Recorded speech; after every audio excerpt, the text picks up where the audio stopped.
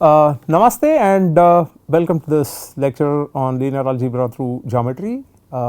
In the last lecture by Professor Krishna Kumar, I am quite sure you would have had a good insight on the different kind of matrices and how to define a matrix and what are the different types of matrices that you have. You have studied about tall matrices, you have studied about wide matrices and probably square matrices, and then looked at diagonal matrices and so on.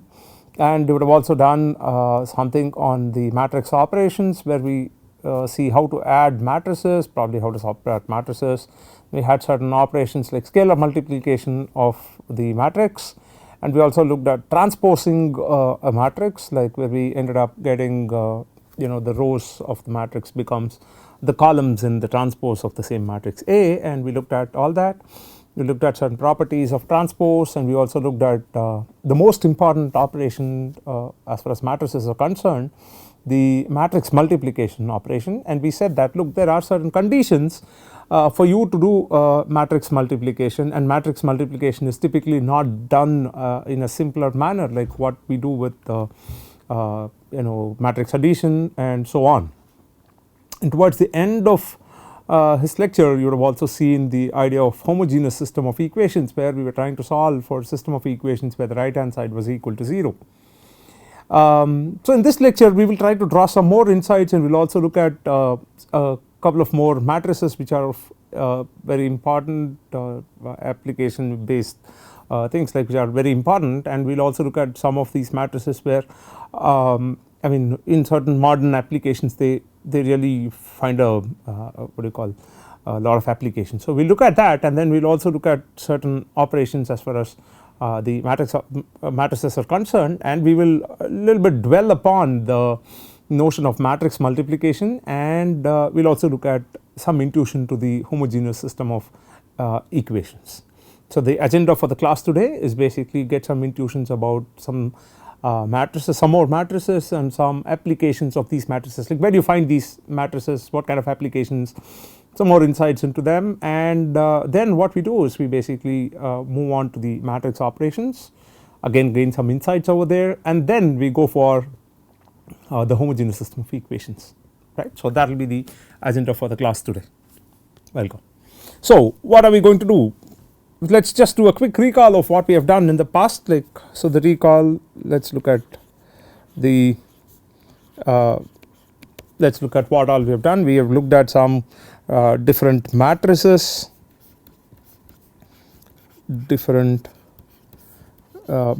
say tall, wide, square, wide, square, and we also looked at diagonal matrix, and we looked at let us say the zero matrix, and the most important ones, we looked at triangular matrices,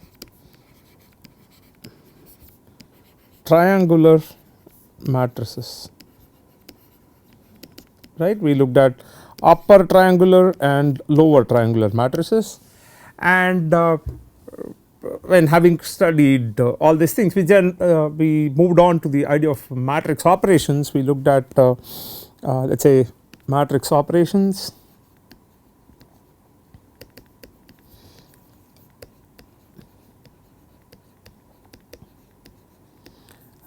which included matrix addition and scalar multiplication of a matrix,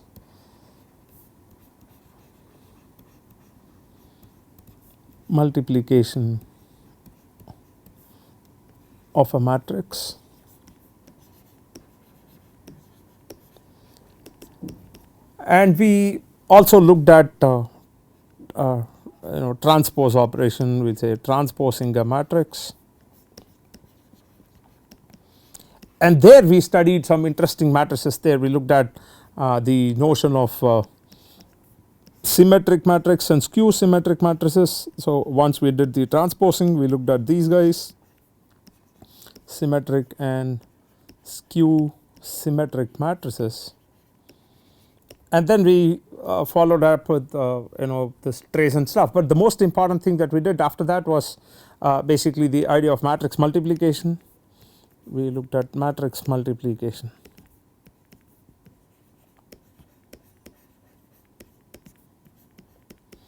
Right. Now what are we going to do now? We are just going to look at these matrices again where they are applied, look at some kind of applications for all these matrices. In fact, we are trying to connect like whatever that we have studied before to the notions of these definitions of matrices, and then we will get on to certain special matrices like what we were talking about, and we will also get some idea about matrix multiplication and addition and so on. So recall that we studied the notion of overdetermined system and underdetermined system when we are trying to solve system of equations, when we actually introduced the idea of system of linear equations. We said that whenever the number of equations is more than the number of variables, we call that to be a overdetermined system. That means you have more number of constraints than the number of unknowns, and that you called as the overdetermined system. And what we see is an overdetermined system is actually a tall matrix, right. Any overdetermined system is going to be a tall matrix, and what we also saw is like when you have fewer number of constraints and more number of unknowns, we ended up getting what is called as an underdetermined system. That means you have fewer rows than the number of columns, and you call that as a wide matrix, and you see that an underdetermined system is always represented by a wide matrix. That is very interesting that we need to do. Now when we did all these things and suddenly we came off to the let us say the idea of what would you call transpose and related stuff, we defined the notion of skew matrix and symmetric matrix and skew symmetric matrices. What we are going to do is we will take up those matrices again, like we will dwell upon the upper triangular lower triangular matrix for a minute, and then we will go on to this symmetric and skew symmetric matrix where you find that their application is interesting, especially symmetric matrices. It is not just about the correlation matrix or the covariance matrix, but it is also about something else where we will see which might be of great interest to most of you, right. So let us look at that. So first let us look at the notion of upper triangular matrix.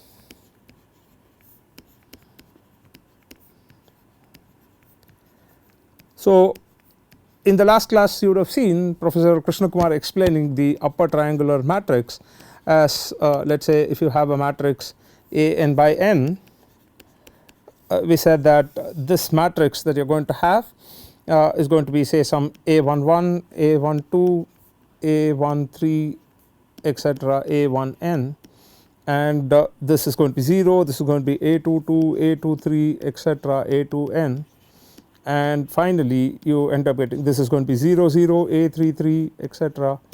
and A3n, and the last row if you see is going to contain all of the elements to be 0 except the last element which is ANN. This is how you are going to have the square matrix, the upper triangular matrix, which is like this, right.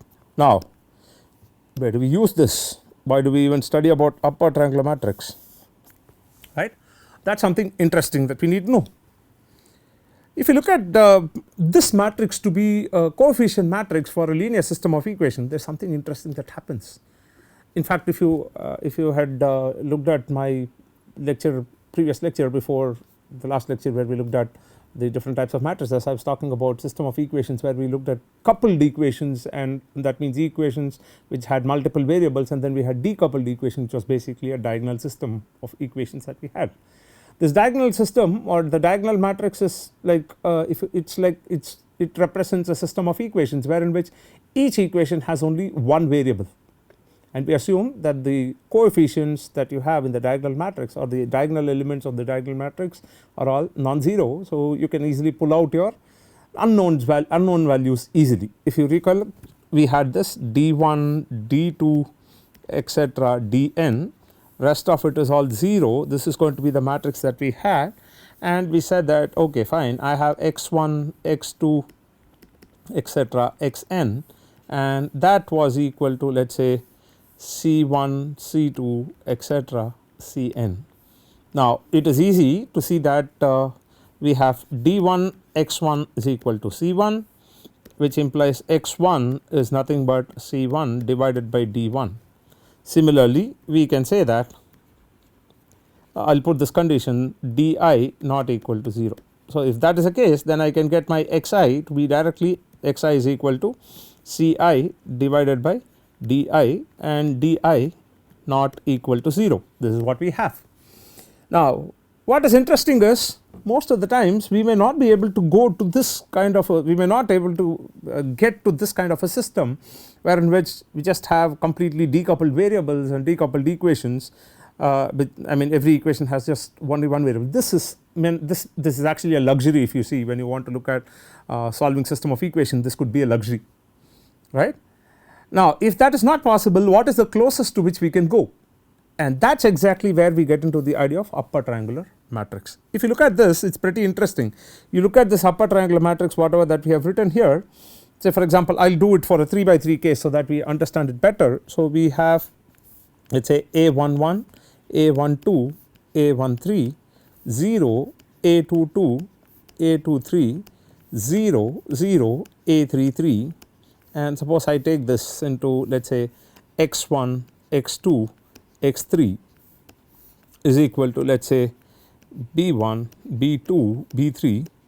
Now this is interesting because if you look at the last equation that we have here, it says 0 into x1 plus 0 into x2 plus a33 x3 is equal to b3. So this is just like the diagonal system that we had, where in which there is at least one equation which has just one variable, which involves only one variable, which means solving for that variable is pretty easy. So we have a33 x3 is equal to b3. Assume that if a33 is not equal to 0, then we have x3 is equal to b3 by a33. Now this is interesting because you get the value of x3 from here, and it is easy for me to substitute this value of x3 in the previous equation. What was the previous equation that we have? The previous equation is basically a22 x2 plus a23 x3 in the place of x3, that is equal to b2. In the place of x3, let me substitute a23 into b3 divided by a33, and that is going to be equal to b2. So an upper triangular matrix, the advantage of having an upper triangular matrix is basically there is at least one fellow, there is at least one equation which you will have where in which only one variable is, or one unknown is involved, and if you get that unknown, you can back substitute it in the previous equation, get the second unknown variable, and then go back and substitute in this. That is exactly the principle that we will follow when we do Gaussian elimination, which is there in the next module. So wherever we do not have the luxury of getting a diagonal matrix, we work with what are called as upper triangular matrix, and in fact you can even do lower triangular matrix. Only thing is, a lower triangular matrix will have a structure like this, a lower triangular matrix will have a structure like this, which is say a11 0 0, a21 a22 0, a31 a32 a33, let us say into x1 x2 x3, this is equal to, let us say b1 b2 b3. In either case, be it upper triangular or lower triangular, the advantage that we have is you can pull out one variable directly from the first equation, substitute that into the second equation, get the second variable, and so on. So it becomes computationally easy for us to pull out the values for the unknowns whenever we have triangular matrix.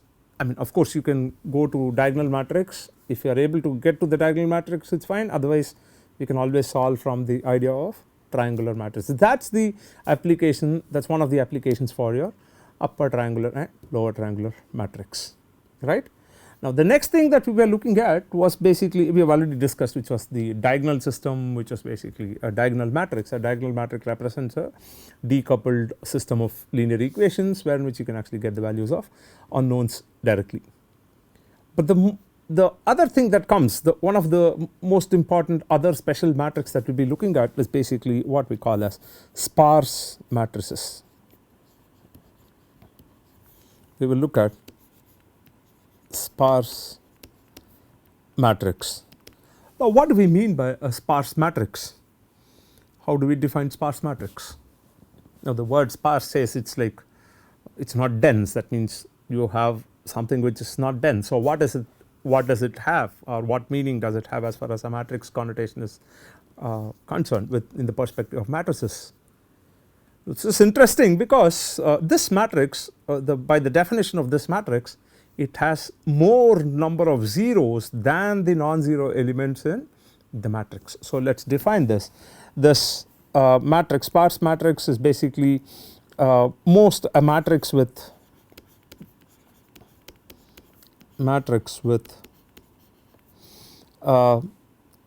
only few entries to be zero. Few entries to be non-zero, I am sorry, only few non-zero entries. Let's write that, with only few non-zero entries.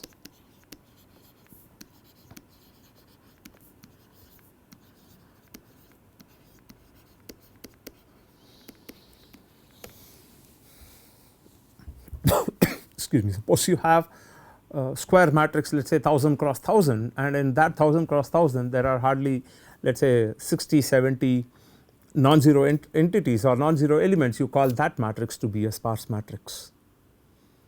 And where do we find sparse matrix? What are the applications for sparse matrix? That is something very interesting to look at. So where can we apply, where are these, I mean, where do we commonly see the application of sparse matrices? I am quite sure most of us purchase things online.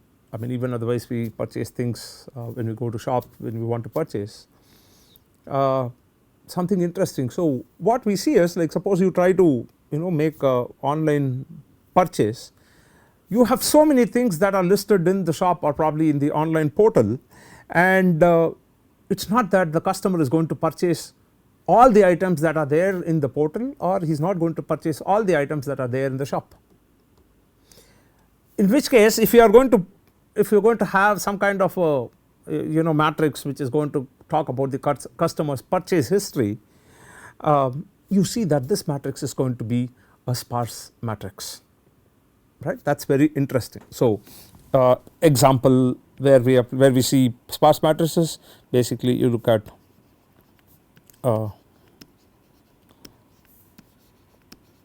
purchase history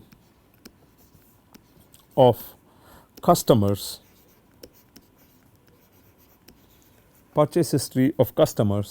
let us say from a shop or an online portal.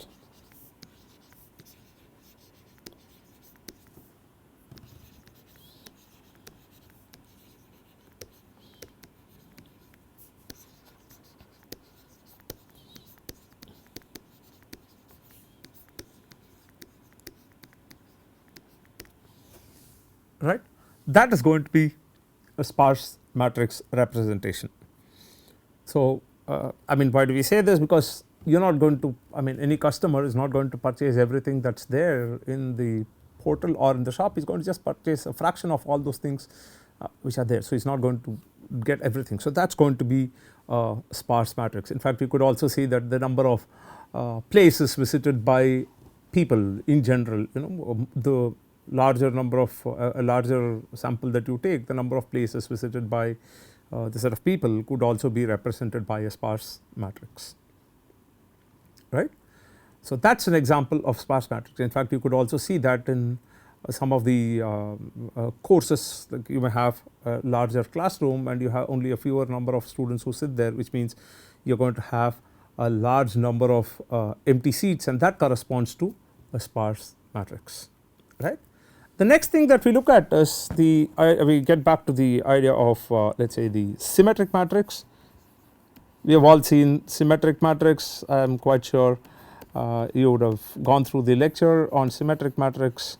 The symmetric matrix, especially real symmetric matrix, we will deal in detail towards the end of this course, but the basic definition of symmetric matrix is something which you have seen, where we are going to say that if A transpose is equal to A, then recall, this is basically the definition that you had in the previous class about symmetric matrix. Then we say A is a symmetric matrix, say A is a symmetric matrix,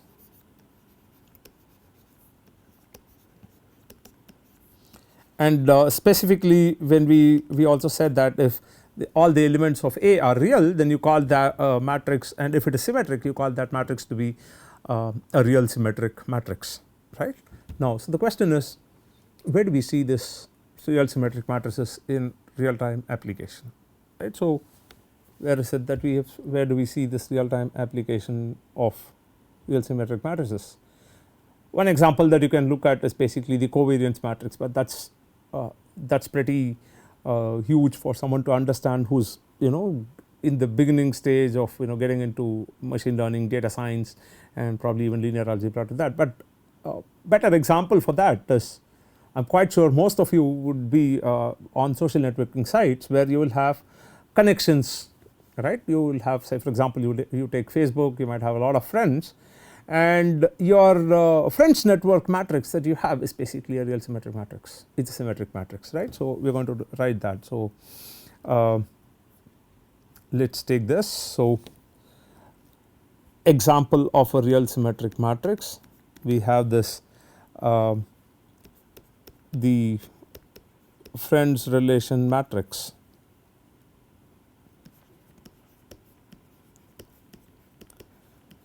Relation matrix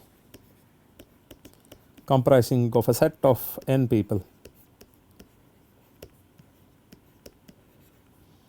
or say over a set of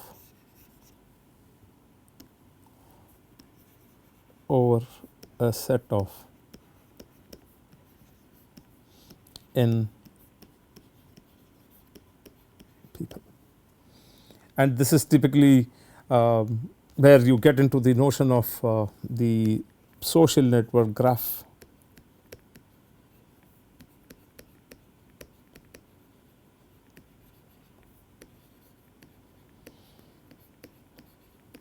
You can look at the idea of like Facebook and other things, where any social networking site that you see, I mean, if you are connected to someone, the other person is also connected. I mean, of course, you should say that okay, it's a connection that you are looking at, like unless LinkedIn types where you have following, like you follow this person, the other person may not be following you, but then when you say that okay, I am connected, the other person is also connected to you, that means that is a kind of network that we are talking about, and that is characterized by a symmetric matrix, right. So, these are all certain insights and very commonly occurring applications of these matrices, and having seen this, like the natural thing is like how do we work with these matrices, and you have already seen that the matrices can be added if they have the same size. You can do a scalar multiplication of the matrix with some real valued scalar, you can do all that, and finally we came to the idea of matrix multiplication. We will spend some time on this matrix multiplication, which is a very key operation as far as operations on matrices is concerned, and in fact there were you have computation intensive algorithms. I mean, you have this matrix multiplication itself to be a computation intensive task. So, people at some point of time were actually working on reducing the number of multiplications when you do matrix multiplication, which is precisely what people are looking at when they did fast Fourier transform algorithm, which people who have knowledge about signal processing would actually know this, right.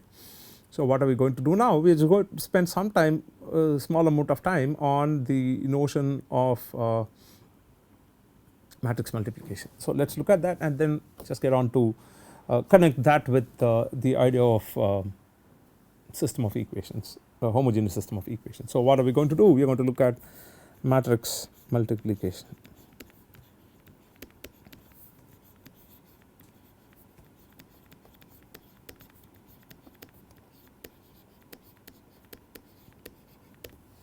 Right. We have the idea of matrix multiplication.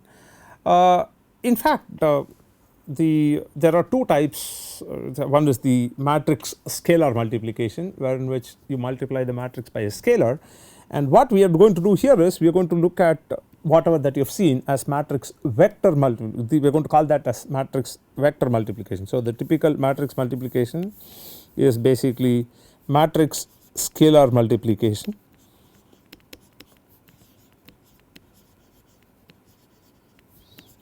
This is what we would have seen from Professor Krishna Kumar's lecture, where if you have a matrix A and the scalar, let us say A m by n and the scalar k real, we said that you can get another matrix B, which is basically k times A, where the elements of B. So, we will say that B I j is equal to k times A I j. This is what we had for various values of I and j.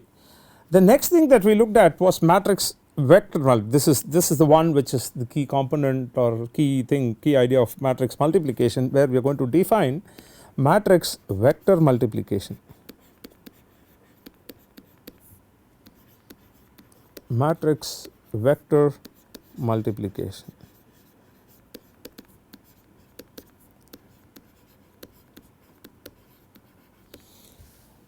Recall that you were told, or in the last class with Professor Krishna Kumar, you would have studied that if you have matrix A and you have another matrix B, let us say this is m by n and I have a matrix n by m, then let us say this product AB is defined. AB is defined because the number of columns of A is the same as the number of rows of A. So, this is defined. And in this current example, where I have taken B to be an n by m matrix, in fact even the product BA is also defined. Product BA is also defined because the dimensions match, right. We will see at a later point of time when we do vectors, when we look at vectors and then trying to transform vectors, we actually use this matrix multiplication, the notion of matrix multiplication to transform vector. So, the matrix multiplication is defined in such a way that we it looks at transformation of vectors, and that is exactly why you get this idea of matrix multiplication, right. So, how do we do this? We basically know how are we going to do this. We know that if you have A into B, A m by n and B n by m, and let us say there is a matrix C which is basically an m by m matrix which is given by the product A B. So, how are we going to do this? We took the first row of A, multiplied with the first column of A, first column of B, and then that gave me my first element of C. Then what we did, we took the first row of A, multiplied with the second column of B, and we ended up getting the second element, first row second element of C, and so on. So, we did the same thing with first row of A with the third column of B, and we ended up getting this, and that is exactly how we ended up getting the various elements of the matrix C, right. Now, let us just quickly look at where are these operations typically used, and we will also try to understand a very a nice connect between this homogeneous system of equations and what we are trying to do here, right. For example, let us look at this. Suppose I have a matrix A, let us say I have this matrix A which is say A11, A12, A13, A21, A22, A23, A31, A32 and A33. Suppose I have this matrix A, and I tell you, look, I want to just pick out, let us say I want to pick out this particular column, I want to pick up only that particular column from the matrix. Now, how do I do it? How do I just get? So, the task is basically pick the second column of A out,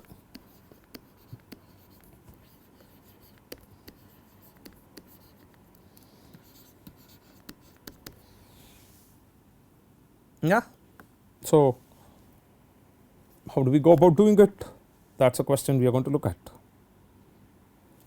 Okay.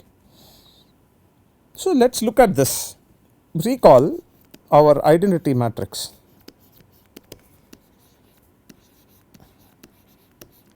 Identity matrix I 3 by 3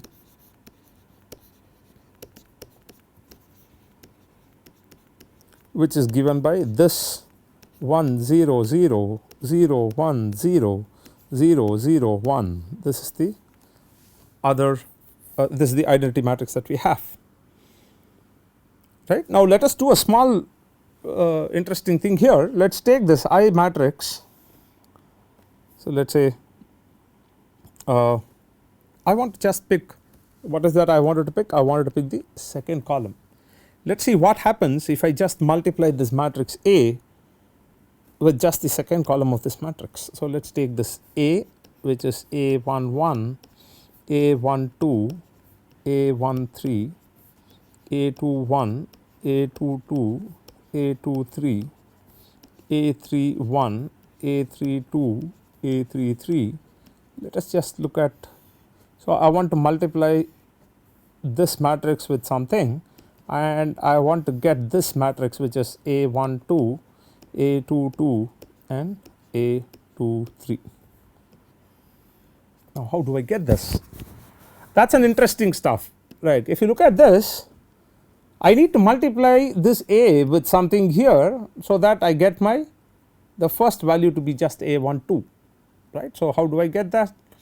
So, let us take this. Let me take this as x1, x2, x3, which boils down to our system of linear equations. So, what are we going to get? We are going to get this.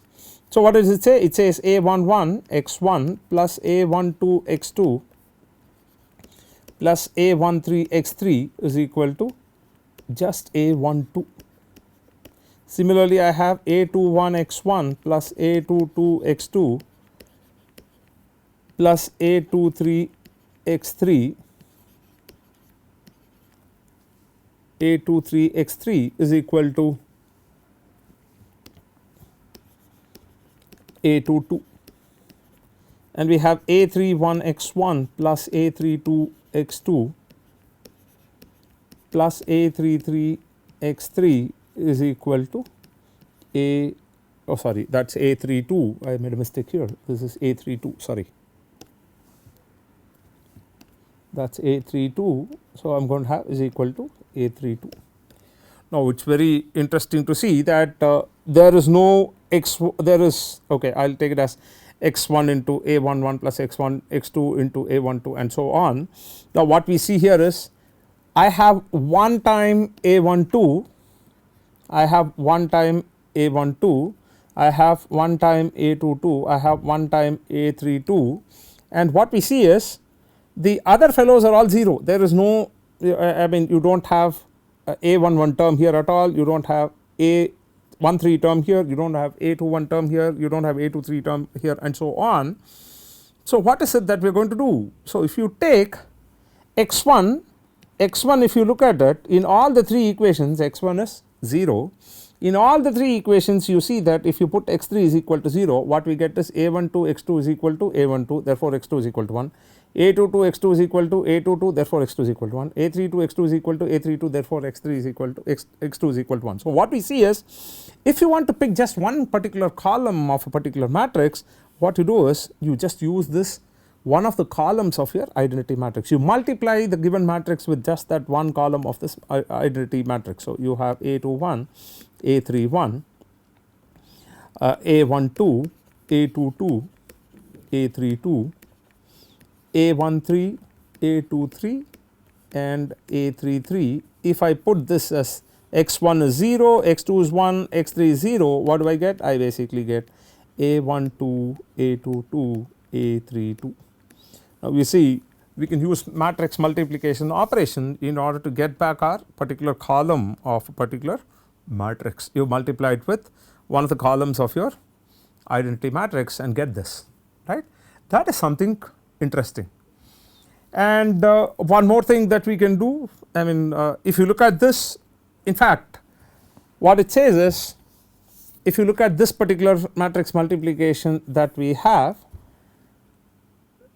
you can actually take it to be the I mean if I put my right hand side to be equal to all zeros, we end up getting to the notion of homogeneous system of equations.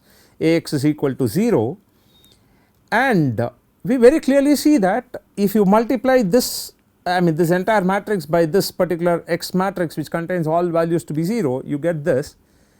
But in the last lecture you have also seen that there could be a non-trivial solution to Ax equal to 0 which can give right hand side to be equal to 0. So there again you see multiplication of two non-zero matrices end up giving a 0 matrix, and that is exactly the property that we had seen. If the product of two matrices is 0, we said that look, neither of the matrices need to be 0, you do not have the matrices to be, there is no condition that the matrices need to be 0. The matrices could be completely non-zero matrices, but only thing is like if you multiply these two guys you end up getting a 0 matrix. That is pretty interesting stuff. Again this illustrates the idea of matrix multiplication to get a 0 matrix, right. So in this lecture what we have done is we have basically looked at a lot of special matrices again with some more insights, and we especially focused on the idea of matrix multiplication and then tied it to the notion of homogeneous system of equation, wherein which we said look, I can still have two non-zero matrices, multiply them to get the 0 vector I mean the 0 matrix. That is exactly what we had looked at. So this entire module that you have seen I mean with the classes with lectures of Mr. Krishna Kumar and myself, you would have seen that this is just an introduction to the the idea of a system of linear equations. What is it to say solutions to system of equations, how many solutions exist, and what kind of systems have solutions and what kind of system do not have, and we also said that okay, before you try to actually play around with the matrices, it is better to know what are the different types of matrices and what are the operations that you can do. And we have also got some special insights from all these on all these topics.